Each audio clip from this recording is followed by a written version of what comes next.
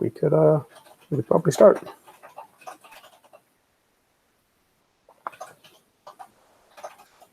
Okay. Wow. Welcome everyone to Osquery Office Hours, last one in October. Announcements and highlights. I don't know if we have any announcements and highlights this week. I don't think we've cut a new release. I did go and declare 4.5.1 stable a little while ago, and I don't even remember when that was. So I think that's all stable everywhere now. And yeah. First section, usually any questions or issues or PRs people want to talk about. This is specifically for the not core people, any guests who might be joining us. I'd like to carve out time.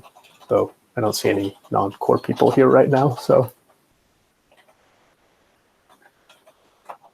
we did expect someone else to join our tour. Well, anyway, maybe he'll show up. Welcome when he does. Yeah. Let's see.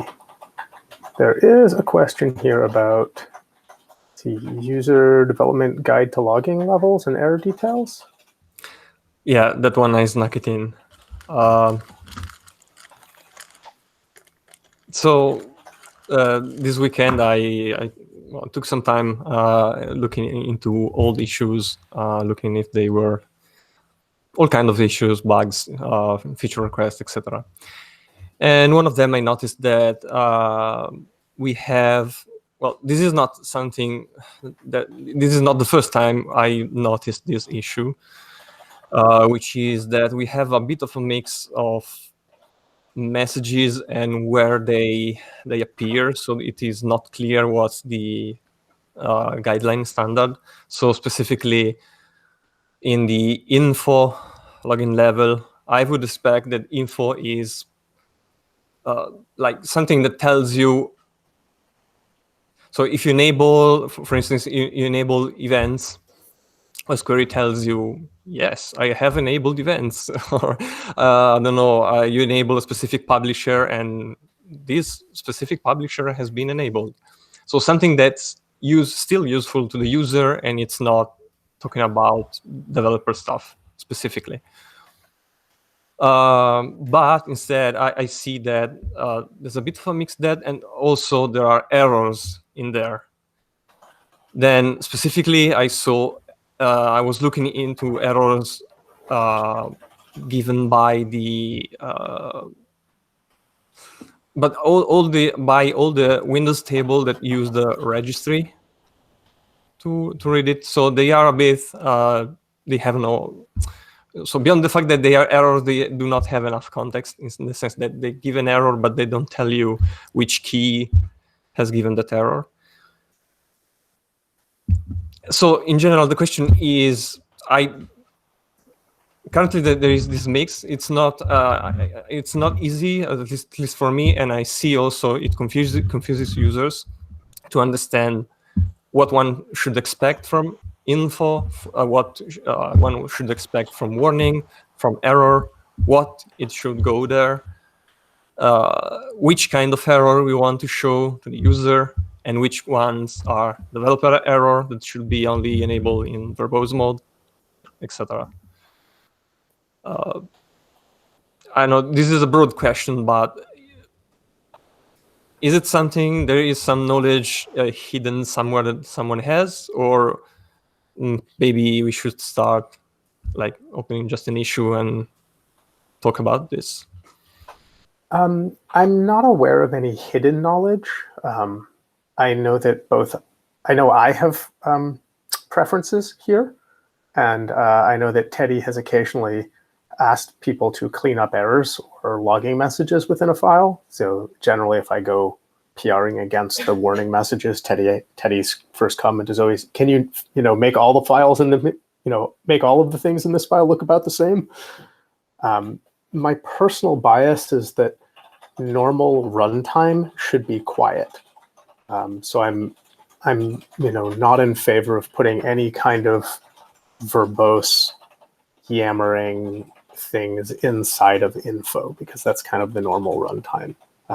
I like startup, important startup things like, oh, hey, this subsystem's enabled. Though I might even recant on that, I don't know. But I think it's totally reasonable to send errors to info, though I agree that if we send something to an error somewhere, it should be a full-fledged useful error. Like, I kind of hate errors that are just like, something went wrong.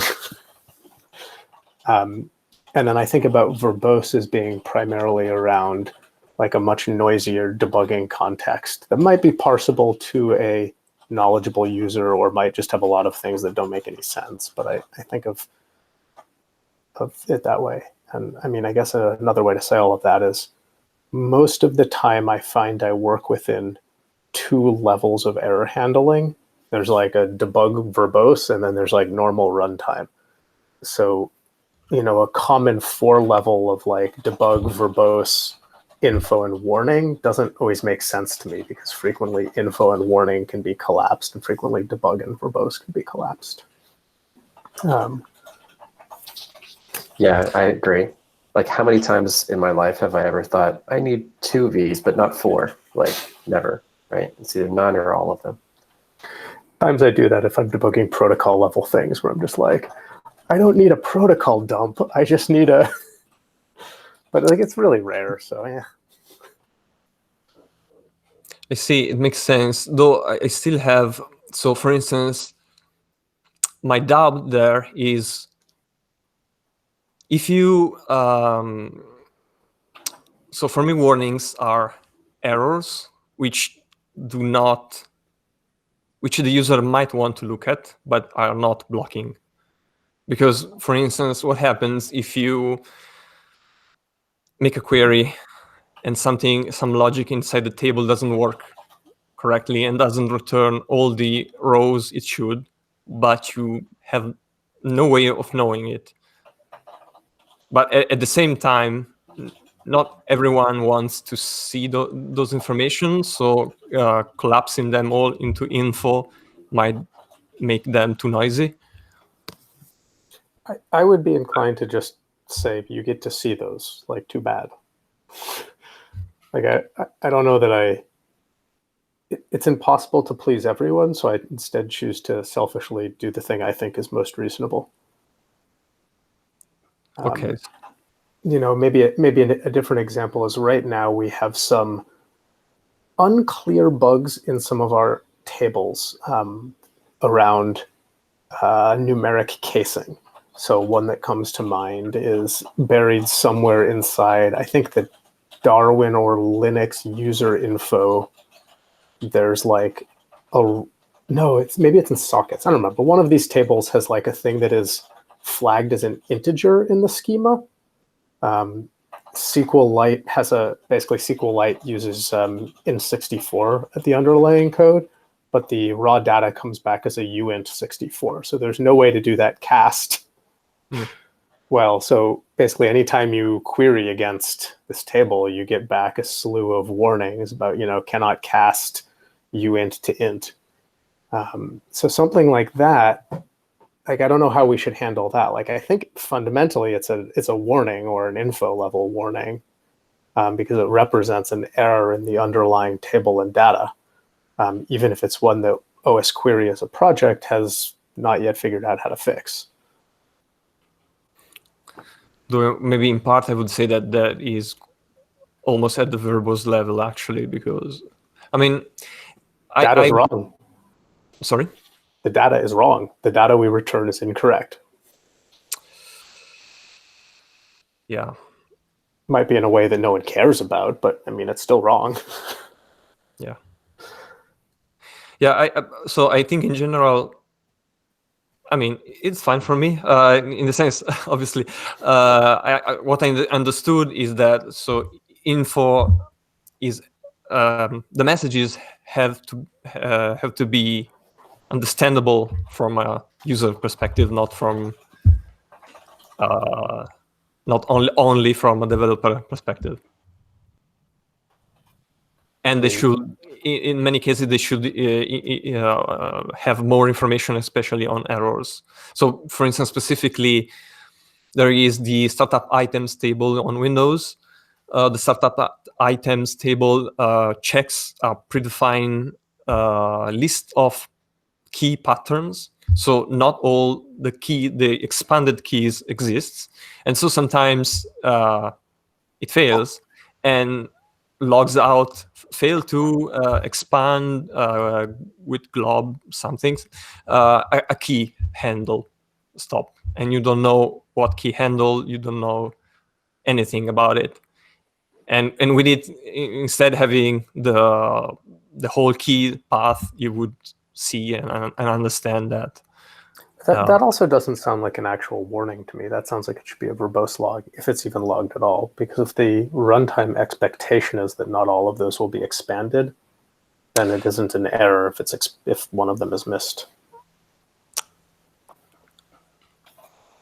Yeah, but what if you are expecting one of them? So this is one particular case where that's what is happening, but I still can envision, since I mean this is implemented on another level, not in the startup items level. It's in the generic registry interface we have.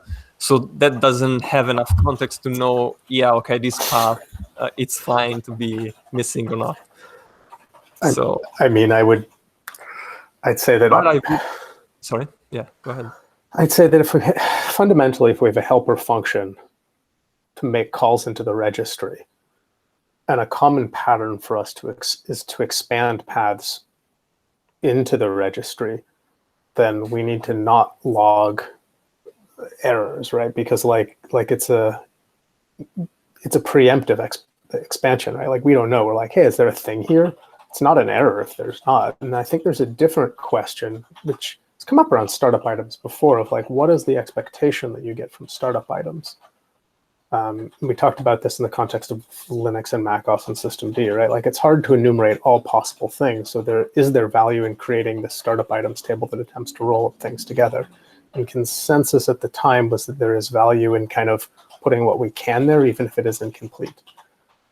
And I think there's a similar answer here, which is that if your Windows startup items table is like hitting 7 things in the registry, and you as the operator actually expect 5 of them to be there, but only 4 of them are, I think that's the wrong table to use. Yeah. I think I was a bit more worried from the API perspective, in the sense that you want to know. So I do not want to suppose where I will go to and use that API and make it generic enough so that it's still, although okay, it might return an error without logging by themselves. I could imagine an API that took a callback for how to log errors, or took a Boolean for whether to, like we can imagine things. Yeah. No, okay, it's fine. Right now it's fine. So I think still, in general, I think we should I would prefer having us all agree and write maybe something. Again, I can open an issue after talking about what we talked about here, and agree on kind of the guidelines so that we can fix and users can understand better what they should expect. Okay. Thank you. Thanks for bringing it up. Next item is fixing the thrift build error. Yeah, so when we have introduced the BPF support, we had to raise the language specification to C++ 17 due to requirements in the BPF libraries. And this let us slip in an error in the CI that wasn't coded. So in some machines, thrift will not build. Mostly in Windows, as far as I know. And we have a fix from Charville that will solve this problem. So if people are trying to build Osquery in Windows right now and it doesn't work, this pull request will fix it. 2 questions. One of them, how did this get through CI? Stefan and Sharville may know more, but it didn't. It was working fine on my system, but It's a mix of two things, mainly. Yeah, it's CMake. So it was not correct from the start, but CMake was hiding that, because this is a flag that has a flag part and a path part, and they should be they should be one next to the other. There's no space in between. But we were writing them with two pair of quotes. So the flag was in its pair of quote, and the path was in its pair of quote. For CMake, a pair of quote is a single item and a separate item from another couple of quotes. And what this means, and when you pass this item to the compilation options, CMake can rearrange them, so it can break and separate them and put in another order. So for we were lucky, or CMake initially didn't implement this separation correctly, and so this wasn't happening. They were staying glued together, but it's incorrect. They should be both be inside a single pair of code.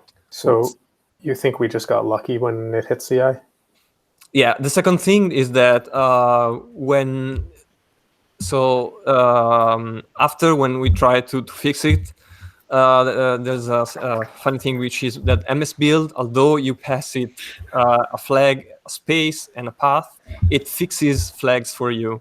I know it does often.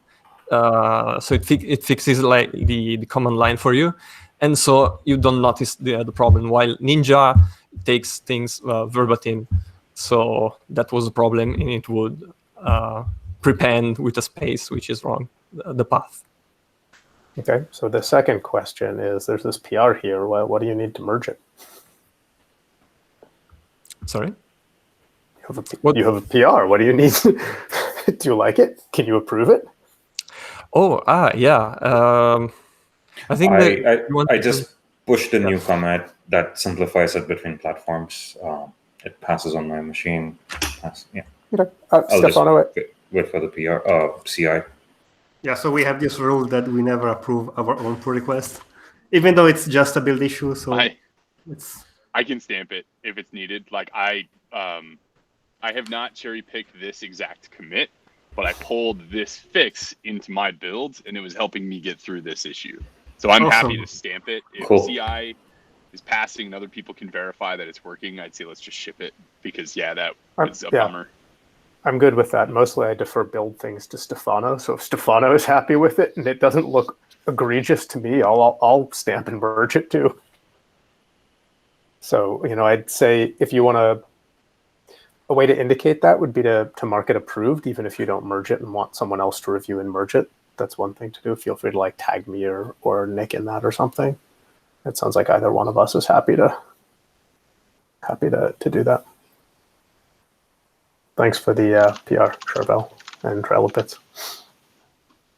Yeah, I also will have to be more careful. I'm sure I didn't use the same CMake version locally as the one used in the CI, which is a huge issue, which I should fix right now. I thought that we don't. Damn. Yeah, we have the expectation that you've installed your own CMake, don't we? That really sucks. I don't know that that's a problem. I do. Sorry. The problem is CI should not pass a thing that fails, right? But CI might be running a different version of CMake than the developers. So what? My point is that, you might see a bug in CI, or I might see a bug on my system. CI should represent a full clean build on my system as well. It should at least be close to that. I guess, I understand that there's nuanced differences that we will not be able to guarantee that CI will work like every developer system. I absolutely get that.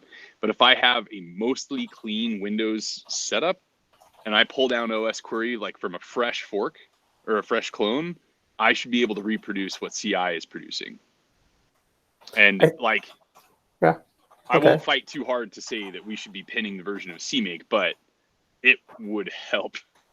I think what I'm just saying is CI is authoritative, and if you as a developer wish to deviate from CI, you may do so, but CI is the Sure, but authoritative. how clear is it what version of CMake CI is running? What I'm saying is, like, I agree with you that CI Yeah. should be authoritative, but if I go get a clean version of the repo and it breaks, that's not authoritative. That's silly in my Okay, opinion. I mean, Like, I'll agree, sure. like I'm not advocating I mean, I was there for the days of we provision your entire system from zero.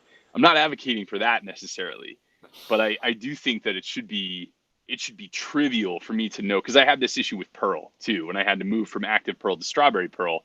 Like, it's in the docs. It's not that it's not clear. It's just that, like, I had to take an extra couple of minutes to be like, wait, where am I dumb? Oh yeah, I need to go read the docs. Surely they changed something with the build. I don't have a solution. Sorry, I'm not saying I know how we should do it correctly. I'm just saying I think that's an issue that we could cogitate on, and if somebody has a good solution. To be fair, I think I agree with Nick.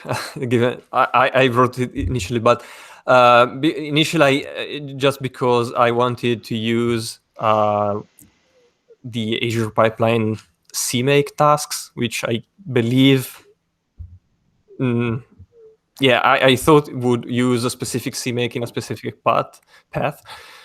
But I think, we can definitely just download our the same version, and the same thing is on macOS, because I believe it's also macOS. It's using Brew, but it's just using the newest one. Is it, because if it's advantageous to have these CMake tasks, then, like, by all means, let's please keep. I'm all about optimizing for CI being easy, but maybe could we detect in the CMake build the version? Just if it's running a different version, put out a warning and be like, yo, dog. This is something, I noticed multiple times when also having to update the pipelines. I did add CMake / version. It's a bit, you have to know where to look. Okay. But again, I would definitely go and use the same version on all three. Okay. That doesn't mean that we shouldn't update CMake. Actually, we are a bit behind right now, but yeah. All right. Cool. I agree with you on that. I'm not as familiar with Azure, but I thought on GitHub the CMake action can specify what version of CMake. So you may be able to do similar in Azure. I'm not sure. I mean, meaning that I think there's only one version installed. I think on Windows at least. I'm mostly saying there might be a pin option for it. Mm.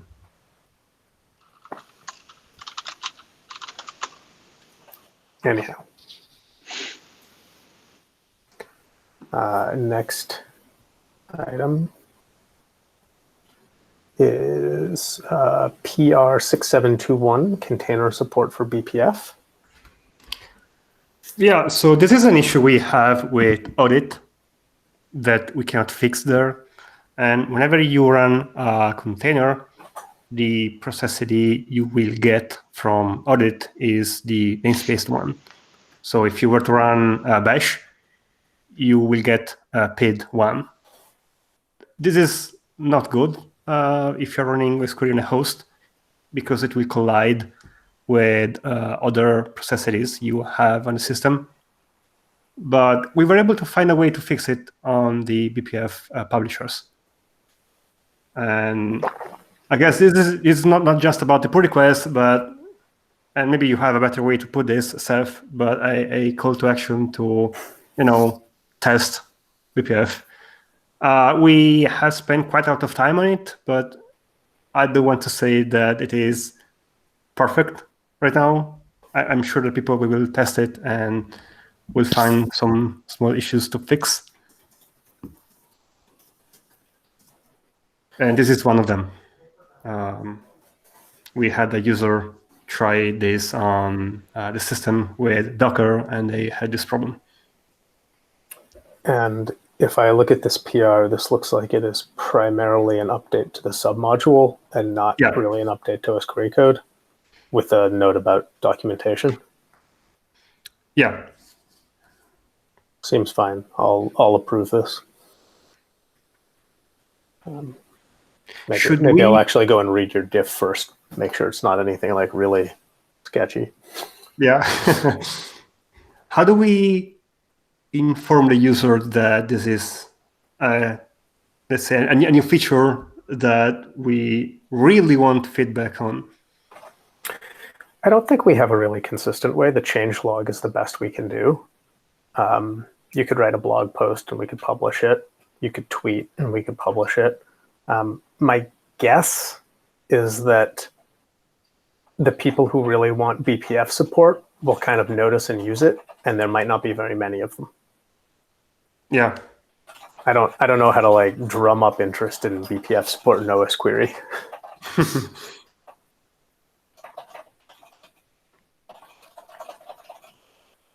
Yeah, right. Maybe we'll make a tweet when we release the next version.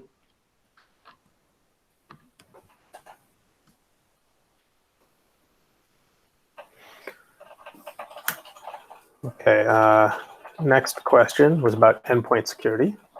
So I'll just update people. Sometime over the last 2 weeks, Charvel and I started playing with developer profiles in our Apple account. It works for him, but not for me, and we haven't really debugged that. But I'm glad it works for Charvel.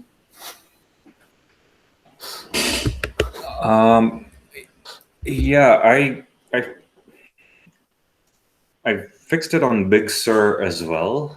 The problem was with TCC, that is the trust, and I forget its name. It's like you need full disk access, you need some other permissions.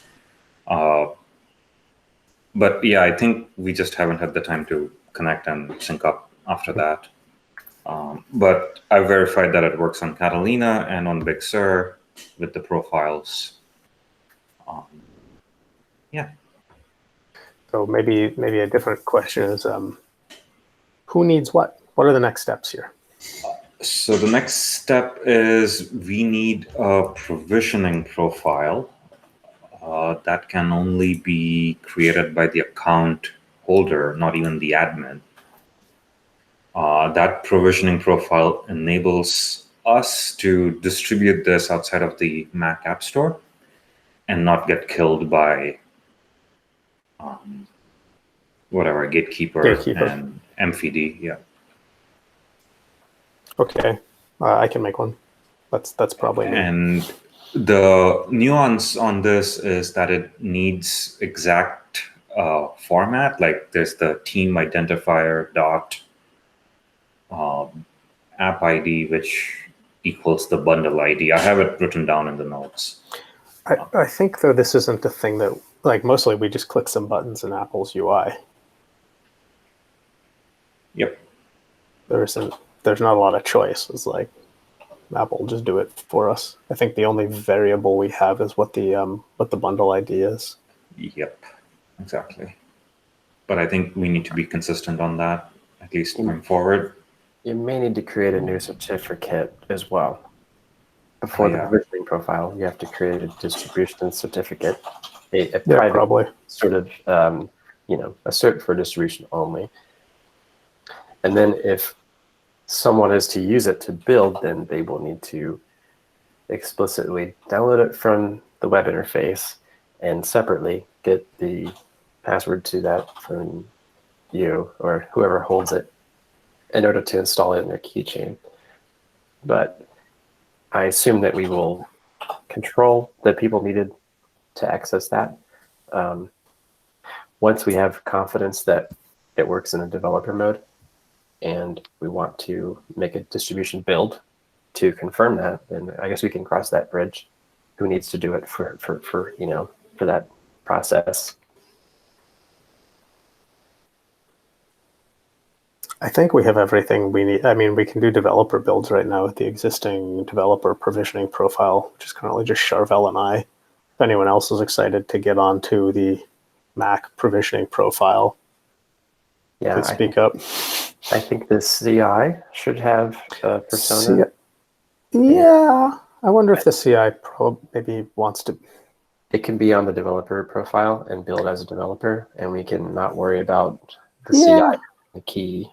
Yeah, Right. let's do that. Let's do that. The only problem there is that I want to know if the device ID, the GUID or whatever that identifies the device, is constant when it runs, or because we have VMs and they're constant, but if we're provisioning one on the fly, does it have a different device ID each time? If so, well, then I guess we have to add it to that. I don't know how we do it then. I don't know that we do, because I think you can sign things that you cannot actually use, right? The device you did is for use, is for runtime utilization, and I can easily see value in having CI create a build that we can, as humans, test on our developer identified machines. Okay, we can see that it doesn't break the build, but we won't be able to run endpoint security. Actually, we won't be able to run it at all. So none of the tasks will run. That's the downside. Okay, that's a great question. Yeah, so I guess, how do we do this? We know how to retrieve the device ID dynamically from the IO registry. Maybe we can do that somewhere in the build just to have it show up a few times, and then in a PR to see that this is constant or not, and go from there. Yeah, I guess we can open up a draft PR, run it a few times. Yeah, I don't know if draft PRs run on the CI, but they do. They do? Oh, Yeah. it's not what the Azure document says, but oh well. You could make a non-draft PR. I mean, we won't merge it. Yeah, all they will do is have an additional step to output to the log that the device ID is so-and-so. And we'll see if that changes over time. Yeah, I would operate on the assumption that it does change over time. And I would say that maybe the tests need to run before code signing, and there's like a separate thing of, okay, now that we have an artifact, we should sign it, and then maybe humans can play with it. But I don't know. You raise a really good question of like, how do we run endpoint security tests under CI?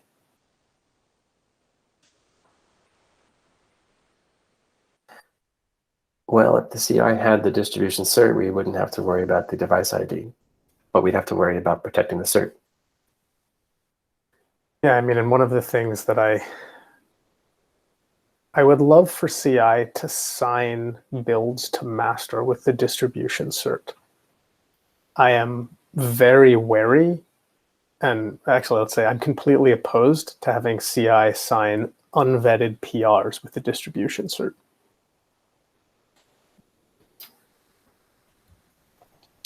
Yeah, signing for Normally- distribution has to be a separate workflow, not something that is kicked off by the PR.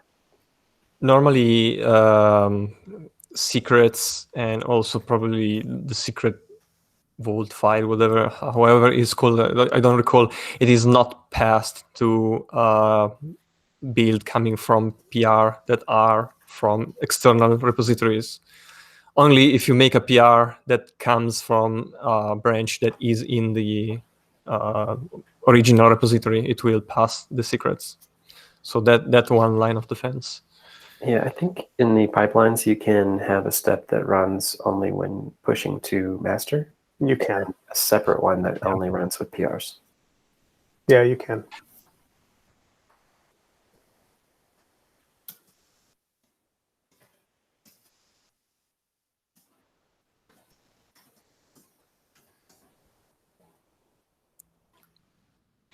Yeah, but even then, I mean, I made the difference because the secrets, you configure them globally for the whole pipeline. So even if you have a different configuration that says that, I mean, a specific change somewhere shouldn't. Sorry, no.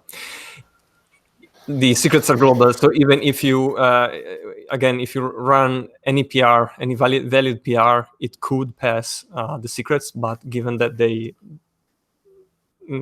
given what I just said, they do not. So having that trigger wouldn't make the difference there.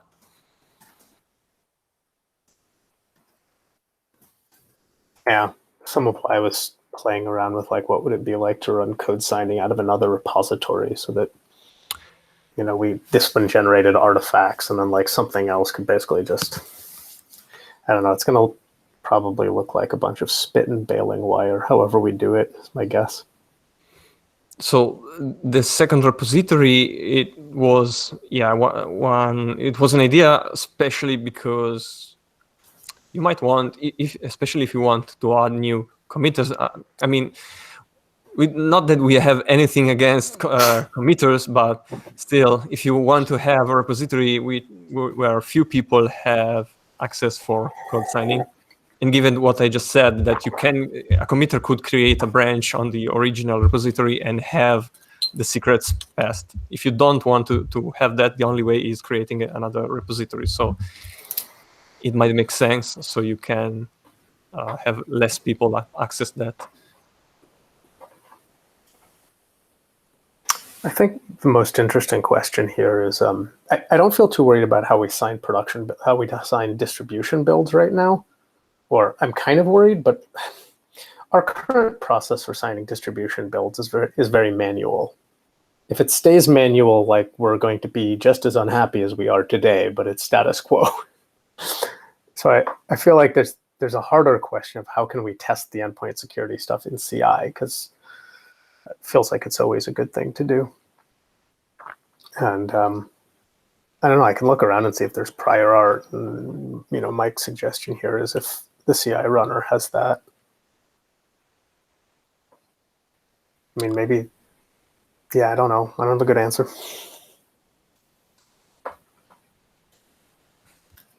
Yeah, I'm not sure if there's some specific access that's needed. I mean, yeah, I don't know what the preconditions are for it to work correctly. Maybe, so did we solve the fact that each VM on macOS might have a different identity? So, well, we'll need to check that and figure out. That's another issue. Does CI run with that stuff enabled? Because you can also just disable the entire check for that. I don't remember the name. The UUID check, you mean?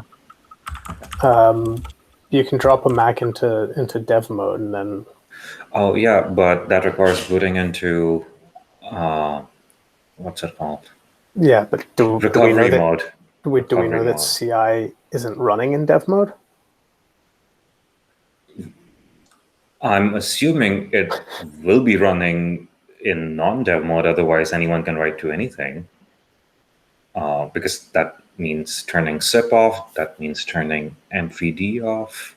I would not assume that CI runs with SIP enabled. I guess we could check that. I mean, I have my own Azure pipeline. I mean, it's free. I can kick we have a build. table. We have a table there, SIP config. Yeah.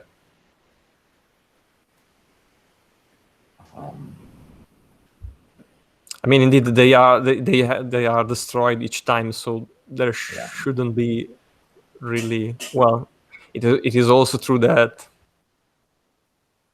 No, I don't know. I was thinking it is also true that those machines are still in a network, but I hope they think that their virtual network is safe enough. At least as of a year ago, as of about a year and a half ago, SIP was enabled. I see. In Azure pipelines, according to a help doc I found.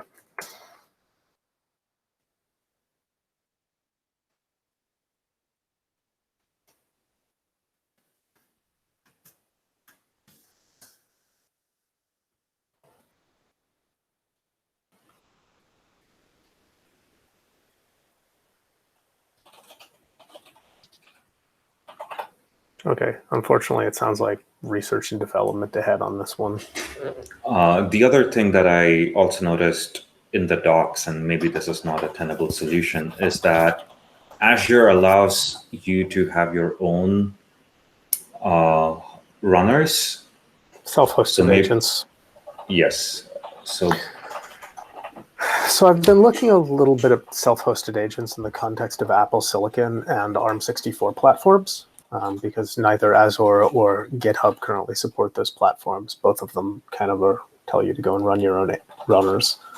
One of the things that feels like a big question to me on that is what the security around it is, right? Because fundamentally, the runner is going to run whatever is in the PR, which is then going to run on your hardware, and what happens next. One of the docs for GitHub basically puts in really loud screaming letters, do not use self-hosted runners if for any kind of public repository. So GitHub is like super scaring people away from that. I know that the Envoy project does this, and they do this by having AWS spin up a VM, spin up an entire EC2 instance, run the runner, take the job, and then destroy it. So I'm kind of looking at that pattern for ARM64. I'm not sure what kind of pattern makes sense for Apple Silicon, where I can't really spin up a new VM. Well, long way of saying like the security of that path is unclear to me. Yeah, I mean, the agent is a binary that runs on your machine. So in general, I would consider it as, you have to protect yourself in any way, possibly exactly how they do with Azure Pipeline. Obviously, it means that it costs more because you need more. I mean, you need VMs, you need multiple VMs, because destroying and recreating VMs takes time. So you have to provision, depends on how many build jobs you have to support, but still, yeah. I don't think you can rely on any specific security of that binary. I wouldn't. It's not the binary too, because you're fundamentally running all the code that's in the PR. Yeah, definitely. Which actually leads me to an interesting tangent about Arch64. Apparently, Docker can emulate Arch64.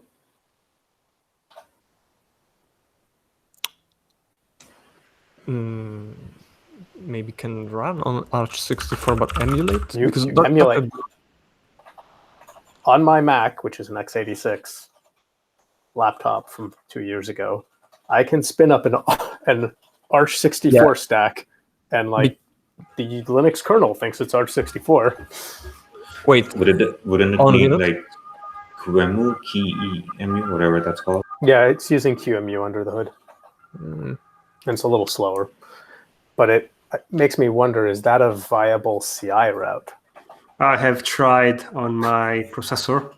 So if you have Arch Linux, you can easily install QEMU Arch Extra, which will automatically set up everything you need. Yeah, then you just open a virtual machine manager and create the new machine. I think I have a really powerful processor, and yet it was so slow that it was unusable. Running the build was so slow, or everything? Yeah. Well, everything, but especially the build. I launched a bash shell and it was fine. Yeah. And you also only have access to the serial console. You will not get any chance to get proper TTY.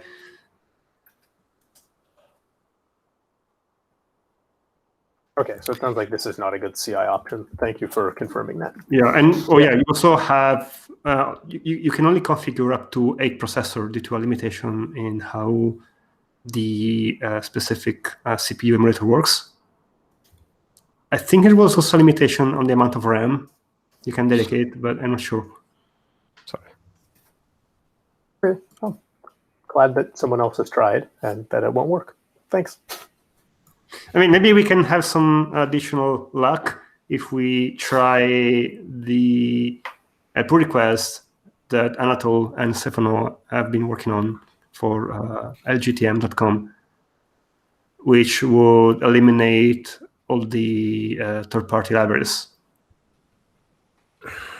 Yeah, It will not be an official build, though, anymore. I mean, I recall, I want to say like an anecdote, if I recall right, Alessandro, it was like 5 hours and plus the build took. And Yeah. maybe it didn't even finish. So I think it did finish, but yeah, almost 6 hours of build time. yeah. Meaning, I don't know if removing the third-party library will decrease that much. I mean, I think without them and with them pre-built, it should hover around. So on a x86, it should hover around like 20 minutes with 8 cores, and it actually takes 1 hour with 8 cores, and goes back to 20 minutes if you have CC cache. But anyway, so it's a 3x difference, so it will probably still take like a couple of hours, I would say. Anyway, yeah. Bummer. But maybe when we get maybe if we get access to, when it is officially released, a Mac with ARM, maybe we can host it I have somewhere. one. It's on my desk. Yeah, but I mean, I meant the official one when it is released and you do not risk anything. I don't feel at risk for my house. I mean, it's in an isolated DMZ segment. Well, not for that, but for the license and the EULA. I actually think that's okay. The problem we'll have once they're officially released is exactly the same problem we have with ARM64 today, is that they're not going to be widely deployed. Probably GitHub and Azure are not going to support them very quickly. So we'll kind of be in the same place of how do we run code on them? You know, how do we run CI on them? How do we manage the security around self-hosted runners? So it's like that whole stack of stuff. In terms of the EULA and licensing on it, the licensing on it, by my reading, says, you know, this machine is for your use and the people who work for you on a given project. And it is granted to Osquery, or to me on behalf of Osquery. So I think if you are working on Osquery, I can certainly give you access. I think if it's running Osquery PRs, it's well within the EULA for that. I see. Makes sense. Like, it doesn't say, you know, don't do anything. It says roughly, don't post specs, you know, don't write reviews about this, and this is for use for you and the people who work for you doing the thing you're doing. So my read on that is, like, you know, if you are working on behalf of the Osquery project, it is entirely reasonable that you do work on this Apple Silicon device.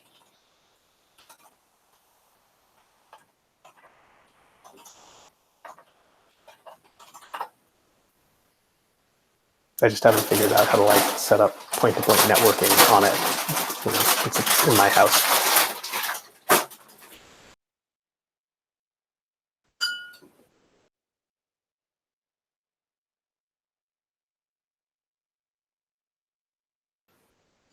It might be everything for today. Anyone else want to bring up anything?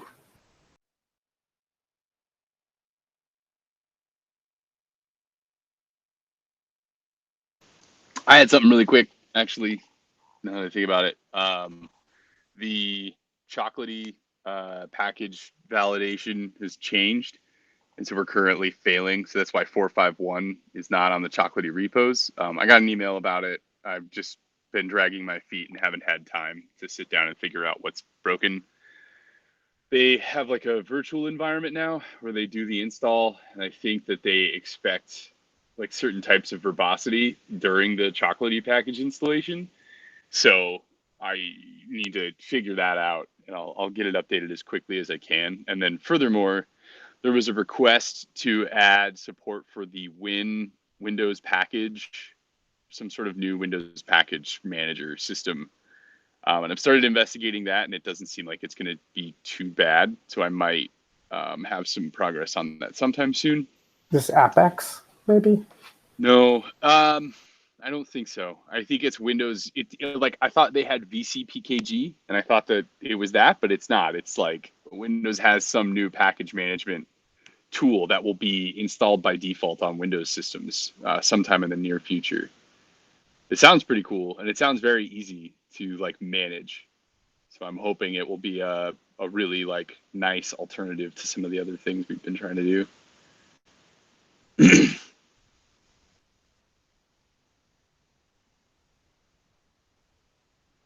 So, Oh, feel free to tag me on a PR if you've got one.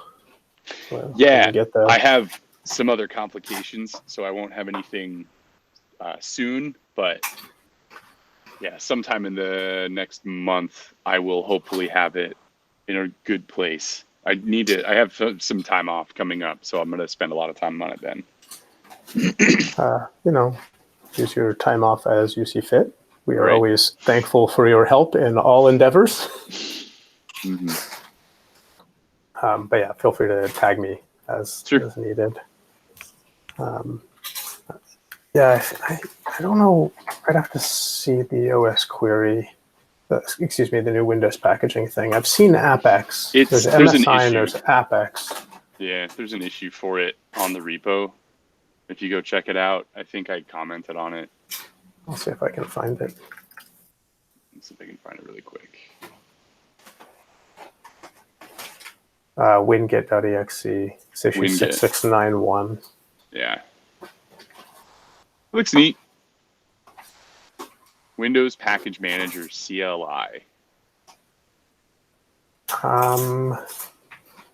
Okay, so this isn't a new packaging format. This is a distribution site.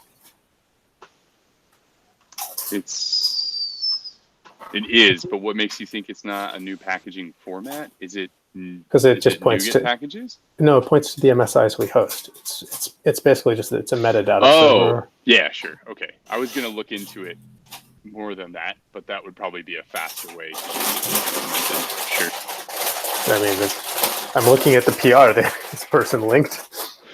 So then it's probably just do that then. Yeah, they have a PR to the repo right now?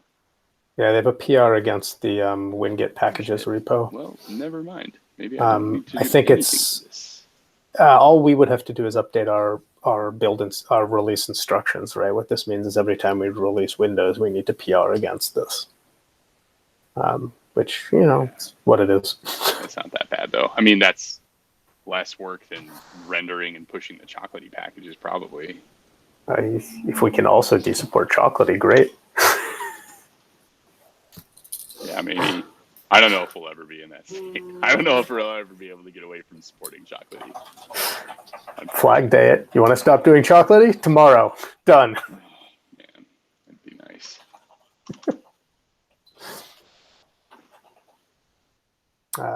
Okay. I don't know if we want to change this ID. Anyway, we can figure this out. I don't know what the ID is. So this is exactly the kind of thing GitHub Actions is good for too. Like, is there a new release? Make a PR against this repo. So. Okay. Anyone else? I managed to make a quick test, and yeah, macOS does have SIP enabled. So, yep.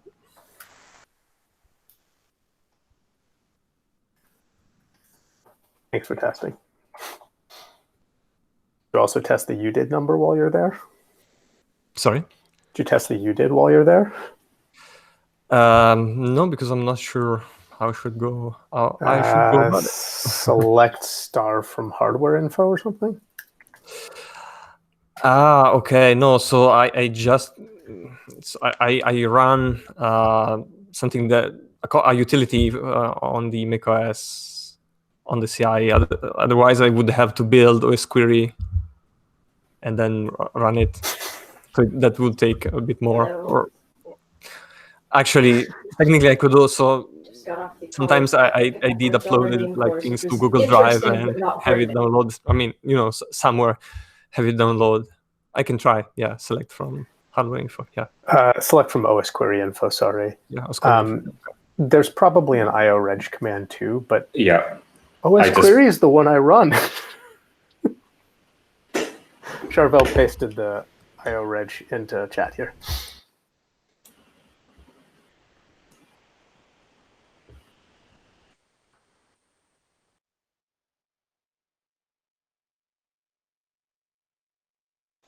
Okay, so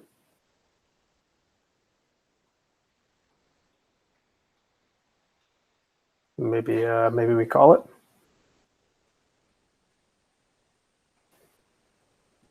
Okay. Thank you all. Thank you, everyone. See you on Slack. Thank Thanks. you. Bye. Bye. Bye.